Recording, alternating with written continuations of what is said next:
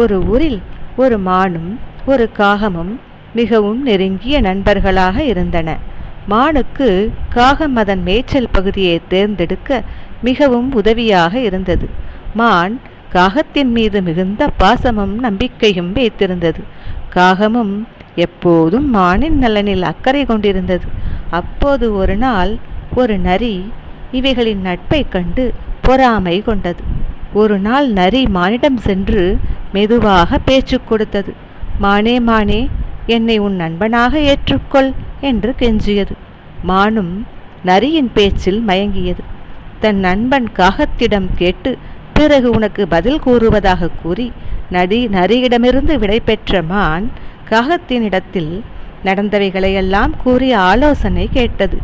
காகமோ அவ்வளவு எளிதாக நண்பர்களை தேர்ந்தெடுப்பது தவறு, அதிலும் நரியின் குணம் மிக